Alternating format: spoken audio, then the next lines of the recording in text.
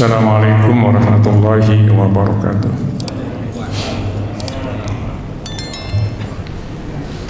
Alhamdulillah nahmadu wa nasta'inu wa nastaghfiruh wa na'udzu billahi min shururi anfusina wa min sayyiati a'malina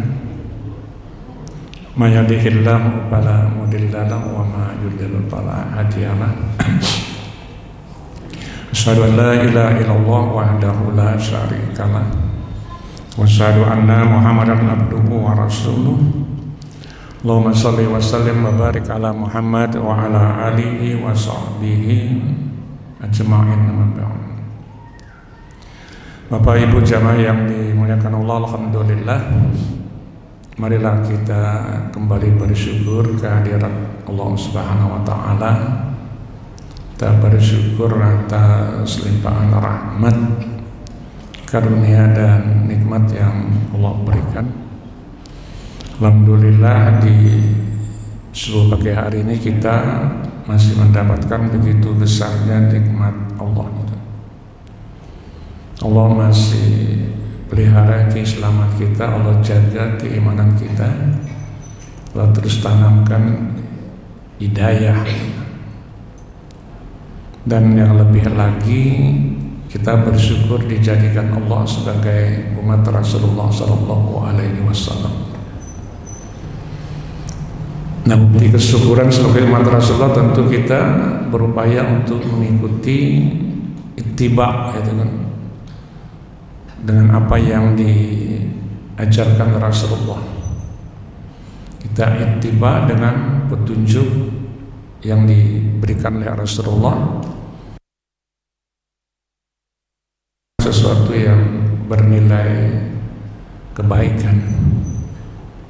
Jadi apapun yang kita kerjakan, insya Allah itu akan bernilai sebagai sebuah ibadah.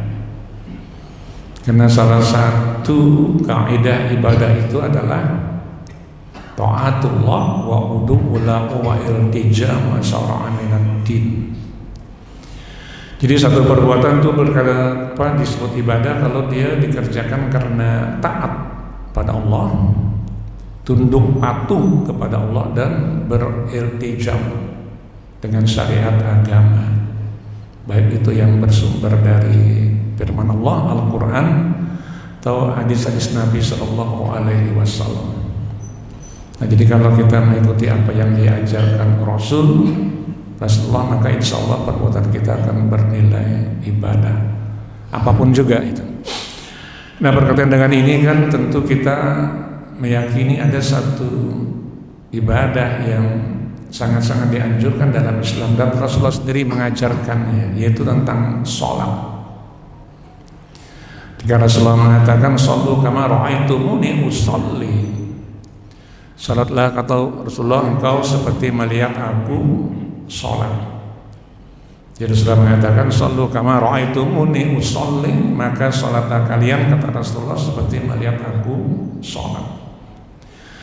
Nah, memang kita tidak pernah berjumpa dengan Rasulullah, tapi ada tuntunan dalam ibadah sholat ini, yaitu dari para ulama, bagaimana sholatnya Rasulullah. Tentu dengan berbagai cara, apa yang diucap dalam sholat, apa yang dikerjakan dalam sholat, tentu harus mengikuti apa yang diajarkan oleh Rasulullah Sallallahu Alaihi Wasallam. Bapak Ibu jamaah yang dimuliakan Allah, nah, ulun kirakan ini satu hal yang kita harus renungi bersama. Karena kan dalam beberapa hari terakhir ini cukup memviral itu di media sosial, kemudian juga di dunia maya yang lainnya. Itu berkaitan dengan, belum sampaikan, ini bukan dalam posisi membela siapa atau melawan siapa ya. Hanya dengan sampaikan kaidah-kaidah yang terkandung dalam Al-Quran, apa sebenarnya ingin Allah inginkan dengan firman-Nya, dan juga apa yang disampaikan oleh Rasul dengan hadis-hadisnya. Nah, dalam beberapa terakhir ini kan kita mungkin pian-pian sudah melihat ya, itu kan sebuah tayangan video yang direkam itu kan ya, ucapan dari seorang pejabat itu. Tidak tanggung-tanggung kan, pejabat negara itu, dan bahkan sebagai ketua partai politik yang menyebutkan tentang hal-hal yang berkaitan dengan peribadatan di dalam Islam, yaitu tentang ibadah sholat. Kira pian sudah lihat itu kan ya. Jadi kalau selesai membaca surah Al-Fatihah itu kan ya, sebelum ketika walad dolin ya, maka ada yang berdiam. Bahkan yang lebih parah lagi katanya ada yang mengatakan qabul itu kan ya. Jadi kan tuntunannya seperti apa itu. Dan yang kedua, perilakunya seperti apa ketika tasawuf awal, tasawuf akhir itu kan. Tuntunan Rasul seperti apa itu.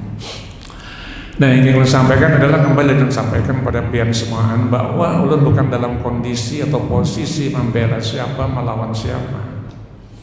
Tapi kita tahu bahwa ibadah sholat adalah ibadah yang mulia di hadapan Allah.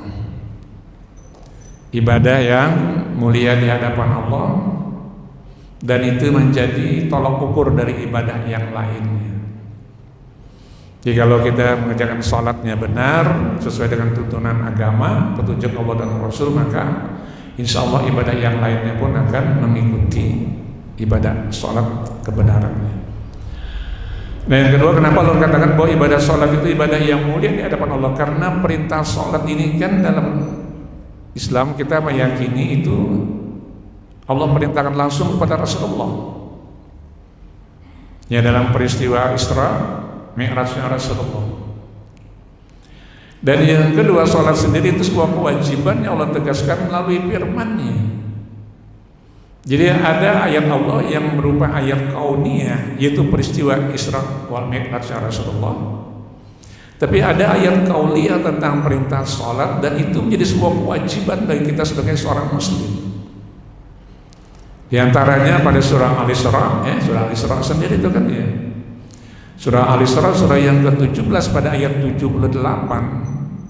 Dan kata Allah, aqimis sholat liduluki samsi la wasakil la wa qur'an al-fajr al-fajr kana mas huda. Didirikanlah sholat, kata Allah, sejak masuknya tergelincirnya matahari dan masuknya waktu malam. Dan dirikanlah sholat subuh, karena sholat subuh disaksikan oleh para malaikat. Ini tentang perintah sholat, tentang waktu sholat.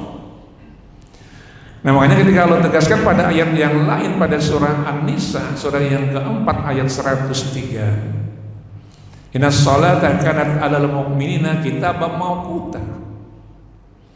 Dia kata Allah, apa sesungguhnya sholat itu adalah kewajiban yang Allah tetapkan waktunya untuk orang-orang yang beriman. Surah An-Nisa surah yang keempat ayat 103. Nah, dari ini bisa kita pahami bahwa sebenarnya bukan kita pahami sholat hanya dalam bentuk pemahaman yang sempit, berdiri dari takbiratul ihram sampai dengan salam. Tapi sebenarnya sholat itu adalah perintah Allah dalam ayatnya. Jadi berarti kalau orang yang mengingkari perilaku dalam sholat, maka dia sudah mengingkari perilaku ayat-ayat perilaku yang Allah tetapkan melalui ayat-ayatnya. Nah, kayak apa sholatnya? Rasulullah mengajarkan, shollu kama ra'aitumuni usolli. Itu kan nih hadis sahih kan. Salatlah kau, kata Rasulullah, sebagaimana kau melihat aku sholat. Nah, jadi tuntunannya ada. Jadi ketika orang mengingkari perilaku sholatnya, bacaannya, kemudian perbuatannya, maka dia sudah mengingkari ayat Allah dan juga apa yang diajarkan Rasulullah. Ancamannya luar biasa. Kalau ditanyakan apa konsekuensinya, maka Allah tegaskan melalui firman-Nya. Kata Allah, Ulaikal ladzina kafaru bi ayati rabbihim wa liqa'ihi fa habitat a'maluhum fala nuqimu lahum yawmal qiyamati wazna. Jalika jazaa'uhum jahannamu bima kafaru wattakhadhu ayati wa rusuli huzwa. Surah Al-Kahfi surah yang ke-18 ayat 105 106. Jika kata Allah, orang yang di awal ayatnya sebelumnya kan ayat 103 atau 04 itu kan menjelaskan apa kata Allah tentang orang-orang yang dia sia-sia perbuatan dalam kehidupan dunianya. Sementara dia merasa telah berbuat yang sebaik-baiknya. Apa kata Allah? Kenapa? Nah, ayat 105-nya Allah jelaskan. Berkatalah kata Allah, orang-orang yang mengingkari ayat-ayat Allah, tidak yakin bertemu dengan Allah pada hari kiamat nanti. Kata Allah, wa abitat a'maluhum fala nuqimul yaumal qiyamati wazna. Nah, kata Allah, sia-sialah amalnya, hapuslah amalnya. Dan pada hari akhir kata Allah, Allah tidak dirikan timbangan, karena tidak ada yang ditimbang. Nah, yang lebih parah lagi adalah pada ayat 106-nya Allah tegaskan, jalika jazaa'um jahannamu bima kafaru wattakhazu ayati wa rusuli huzwa. Demikianlah kata Allah, balasan untuk mereka itu adalah neraka jahanam, karena mereka, kata Allah, menjadikan ayat-ayatku dan rasulku sebagai olok-olokan. Nah, itu Al-Quran. Jadi orang yang mempermainkan dengan lisannya, perbuatannya tentang ajaran agama Allah dan apa yang diajarkan Rasul, maka kata Allah, Allah siapkan baginya neraka jahanam, dan apa yang dia kerjakan selama hidup di dunia tidak akan mendapatkan apapun dari apa yang dia lakukan, meskipun sebuah kebaikan. Nah, itu Allah tegaskan, jalika jazaa'um jahannamu bima kafaru wattakhazu ayati wa rusuli huzwa. Karena mereka kata Allah menjadikan ayat-ayatku dan rasul-rasulku itu sebagai olok-olokan, main-mainan. Rasul tidak mengajarkan dalam ayat-ayat awal itu kan selain dari satu yang diajarkan oleh Rasulullah. Meskipun ada yang mengatakan kemarin turun lihat di tayangan media sosial itu, ujar beliau, nah ini kan nanti kita akan sampaikan. Ujar beliau, satu boleh, dua boleh, empat pun boleh. Oh, ini kan jadi kata beliau, kalau ayat akhir itu 4 jari pun tidak apa-apa, boleh aja. Itu disampaikan oleh Wakil Sekjen Majelis Ulama Indonesia. Luar biasa. Ini perilaku yang sangat jauh dari Tuhan agama. Walaupun kata beliau ada hadisnya silakan, tapi kan kebiasaan kaidah yang diajarkan Rasulullah sudah jelas bahwa bagaimana perilaku kita ketika sholat, tahiyat awal dan tahiyat akhir itu ada tuntunannya. Nah, jadi kembali sampaikan bahwa orang-orang yang dia mengingkari ayat Allah, karena sholat kan ada ayatnya perintah Allah, maka dia mengingkari ayat Allah dan menjadikan mainan bagi apa yang diajarkan Rasulullah, maka Allah sudah ancam dengan neraka jahanamnya Allah Subhanahu wa taala. Nah, jadi itu yang pertama. Yang kedua, nah kita harus berhati-hati. Beliau sampaikan bukan dalam posisi membela dan melawan siapa, tapi kita harus berhati-hati. Ketika kita mengikuti perintah agama, maka kita ikutilah apa yang difirmankan Allah, apa yang disampaikan Rasulullah melalui sabdanya. Itu tuntunan dalam agama. Nah, Allah mengatakan begini dalam surah Al-Baqarah, surah yang kedua, ayat 174. Ya, surah Al-Baqarah surah yang kedua ayat 174, kata Allah, innal ladzina yaktumuna ma anzalallahu minal kitabi wa yastaruna bihi tsamanan qalila ulaika ma yaquluna fi butunihim illan nar wa la yukallimuhumullahu yaumal qiyamati wa la yuzakkihim wa lahum adzabun alim. Jika kata Allah, sesungguhnya orang-orang yang menyembunyikan apa yang Allah turunkan melalui firman-Nya Al-Quran, kebenaran dalam Al-Quran, dia tahu itu sebuah perbuatan yang menyimpang dari Al-Quran, hadis Nabi, maka kata Allah, apa yang dia makan ke dalam perutnya, ulaikal ladzina quluna nal ladzina yaktumuna ma anzalallahu minal kitabi wa yastaruna bihi tsamanan qalila ulaika ma yaquluna fi butunihim ilan nar. Nah, kata Allah, apapun yang dia makan ke dalam perutnya dari hasil yang dia dapatkan karena membenarkan sebuah keburukan, ada terjadi keburukan, kezaliman tentang ayat Allah, maka kata Allah, apapun yang dia dapatkan, yang dia hasilkan, yang dia masukkan ke dalam perutnya, tidak lain kata Allah ilan nar, kecuali api neraka. Ini Al-Quran. Jadi kalau kita tahu sebuah keburukan, kezaliman, kemudian kita membenarkan, Maka Allah apapun yang dia dapatkan, yang dia hasilkan dari perbuatannya, dari perkataannya, maka dia telah masukkan api neraka ke dalam perutnya. Itu yang pertama. Dan kata Allah, dia memakan api neraka. Nah, balik ayat dulu lagi. Ayatnya cukup panjang. Innal ladzina yaktumuna ma anzalallahu minal kitabi wa yashtaruna bi tsamanan qalila ulaika ma yaquluna bi butunihim milan nar wa la yukallimuhumullahu yaumal qiyamah. Dan kata Allah, Allah tidak akan menyapanya, tidak akan bicara dengannya pada hari kiamat nanti. Saya kita bayangkan, jangankan kita di akhirat kada ditegur Allah, kita di dunia aja kada dihadani orang sakit hatinya luar biasa, ya kan? Beparah, orang kada mengherani, 48 jam orang kada menyahuti, kan? Penderitaannya luar biasa. Nah kata Allah kan di akhirat Allah tidak akan menyapa mereka, orang-orang yang menjadikan ayat Allah itu sebagai mainan. Wala tastaru bi ayati samanan qalila, dan jangan kau jadikan kata Allah ayatku itu harga yang murah, nilai yang rendah. Kan itu kan dalam surah yang lain, surah Al-Baqarah surah yang kedua ayat 41. Ketika Allah perintahkan wa aminu bima anzaltu musaddiqan lima ma'akum wa la takunu awwala kafirin bi wa la tastaru bi ayati samanan qalila wa iyaya fattaqun. Dan berimanlah kamu kepada Allah dengan apa yang aku turunkan, Al-Quran yang membenarkan kitab sebelumnya.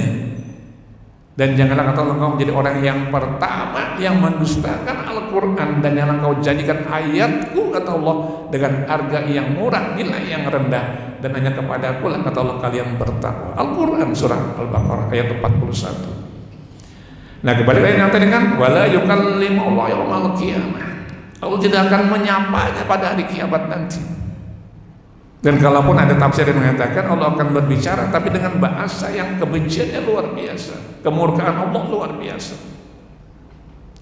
Kita kalau di dunia jadi kasari orang pender itu kan memperangat di hati, sakit hati itu kan ya manusia.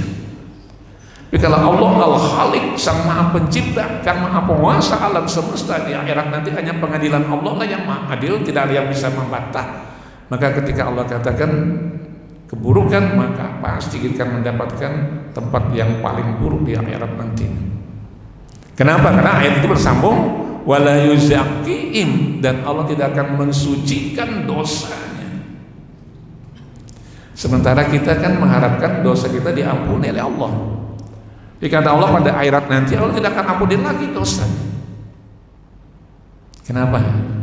Karena dia menjadikan ayatku kata Allah dan Rasulku itu sebagai olok-olokan, sebagai candaan, sebagai mainan. Maka kata Allah, Allah tidak akan mengampuni dosanya. Padahal Allah berjanji dalam Al-Quran pada surah Al-Zumar surah yang ke-39 ayat 53. Pada kata Allah, qul ya ibadiyalladzina asrafu ala anfusihim la taqnatu min rahmatillah innallaha yaghfiru dzunuba jami'a innahu ghafurur rahim.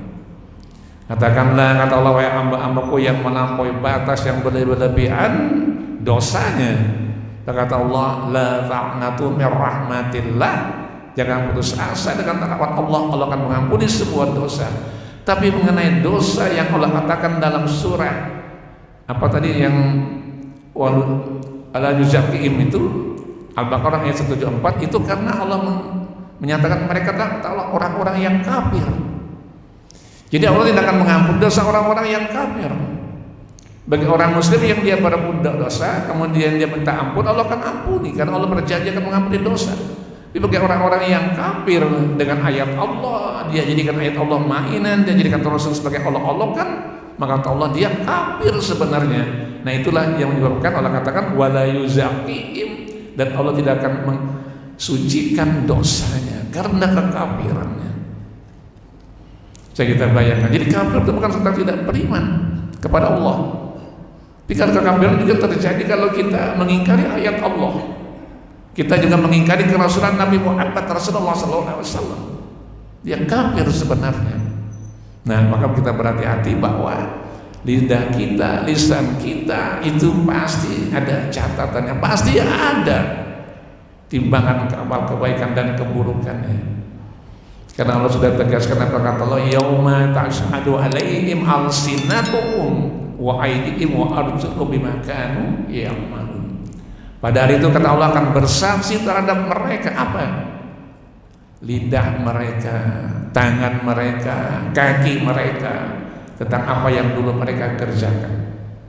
Surah An-Nur surah yang ke-24 ayat yang ke-24. Yauma tashhadu alaihim alsinatuhum wa aydihim wa arjuluhum bima kanu ya'malun. Sudah kata Allah, engkau telah kuberikan kepadamu nikmat yang luar biasa, satu lidah, dua bibir, walisana wasafatan. Ya kan dalam surah Al-Balad surah yang ke-90 ayat 9 itu walisana wasafatan. Aku berikan Allah engkau tuh satu lidah, dua bibir, berkatalah yang baik, bacalah ayat Allah, berkatalah yang baik tentang agama Allah. Karena Allah berjanji kan, sekecil apapun niat kita, lisan kita, perbuatan kita untuk merusak agama Allah, untuk mengganggu agama Allah, maka Allah berjanji Allah sendiri yang akan menjaganya. Dan itu banyak terbukti. Dulu kasus Al-Maidah 51, terus kasus penghinaan Al-Quran yang lainnya dibuka oleh Allah. Karena Allah sendiri yang berjanji akan menjaga agamanya, cahaya agama Allah. Yuriduna yutfi'u nurallahi biafwahihim wa yaqballahu ila yutimma nurahu walau karihal kafirun. Kan itu kan dalam surah At-Taubah surah yang ke-9 ayat 32. Mereka kata Allah hendak memadamkan cahaya agama Allah. Kan? Yuriduna yutfi'u nurallahi dengan apa? Biafwahihim, dengan lidahnya kata Allah, dengan mulutnya, dengan perkataannya. Wa yaqballahu, tapi Allah menolaknya. Illa ayutimma nurahu walau karihal kafirun.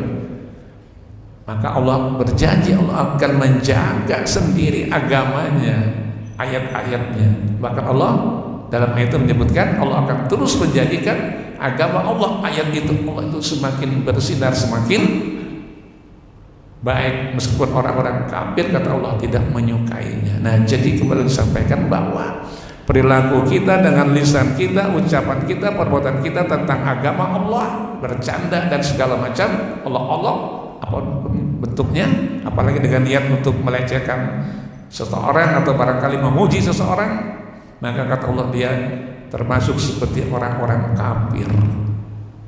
Ya kan? Kenapa? Nah, ini ayat yang disampaikan.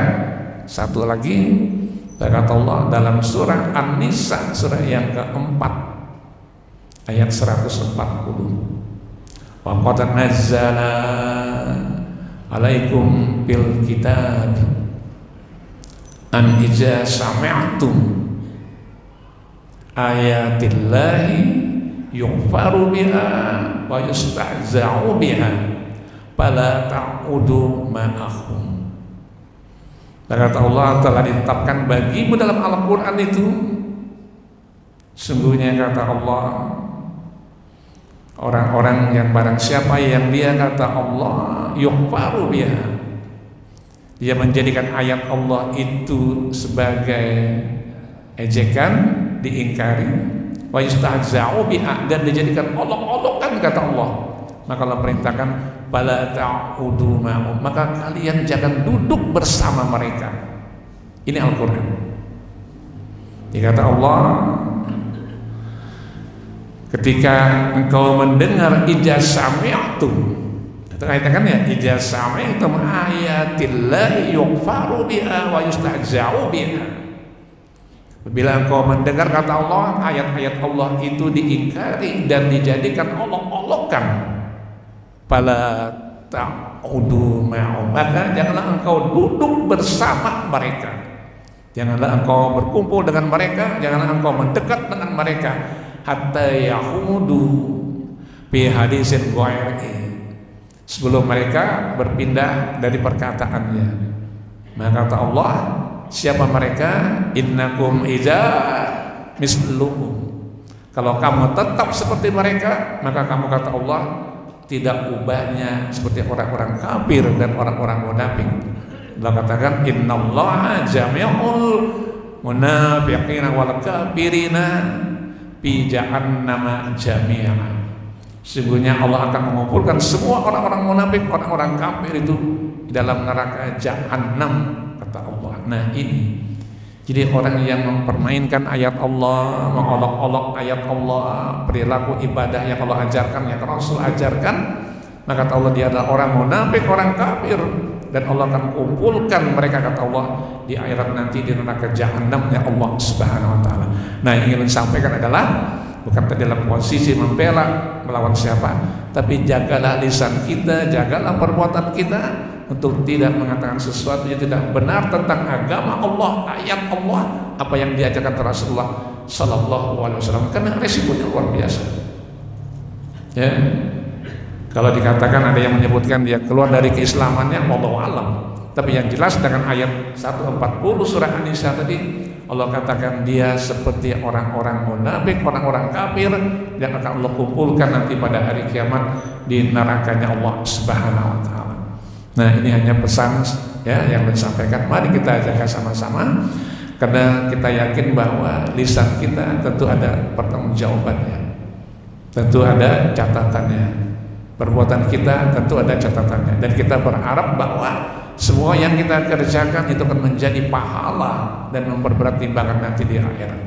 Karena Allah sudah tegaskan pada ayat yang lain, pada surah Al-A'raf surah yang ke-7 pada ayat yang ke-8 dan 9, apa kata Allah? Wal waznu yawma idzal haqq faman saqulat mawazinuhu fa ulaika humul muflihun wa man khaffat mawazinuhu fa ulaika alladziina khasiru anfusahum bima kanu bi ayatina yadhlimun. Jika kata Allah pada hari ini, kata Allah, timbangan ada sebuah keadilan, sebuah kebenaran. Barang siapa yang dia berat timbangan amal kebaikannya, dialah orang yang beruntung. Dan barang siapa yang ringan timbangan amal kebaikannya, dialah orang yang merugikan dirinya sendiri. Kenapa? Karena Allah katakan dalam ayat itu, bima kanu bi ayatina yadhlimun, karena mereka menzalimi ayat-ayat kami, kata Allah, mengingkari ayat-ayat kami. Nah, dan yakinkan kita semua bahwa ibadah itu ada perintah dalam Al-Quran. Jadi setiap ibadah itu ada perintah dalam Al-Quran. Sholat ada perintah Al-Quran. Puasa juga ada kan? Kutiba alaikumus syiyam, perintah. Jadi kalau kita mengatakan sesuatu itu benar dengan agama Allah, ajaran agama Allah, Al-Quran, maka kita punya konsekuensi menderita di akhirat nantinya. Nah, sementara tadi Allah katakan salah satu kata Allah yang memperingan timbangan amalmu adalah ketika bima kanu bi ayatina yadhlimun, ketika mereka, kata Allah, menzalimi ayat-ayat Allah, mengingkari ayat-ayat Allah. Nah, insya Allah kita sebagai seorang muslim yang beriman yakin bahwa kebenaran firman Allah adalah sebuah kaidah yang harus kita ikuti. Semua orang yang mengikuti perintah Allah, Rasul, maka insya Allah akan mendapatkan kebaikan, kenikmatan, kebahagiaan, bukan hanya dunia saja, tapi juga Allah jamin sampai di akhirat nantinya. Dan kembali disampaikan, ini hanya sebuah renungan saja. Mari kita sama-sama untuk menjalani hidup ini dengan penuh ketaatan, penuh keikhlasan, tentu mengikuti firman Allah dan hadis-hadis Nabi Sallallahu Alaihi Wasallam. Demikian salam ilah, mohon maaf, subhanakallahumma wa bihamdika asyhadu an la ilaha illa anta. Assalamualaikum warahmatullahi wabarakatuh.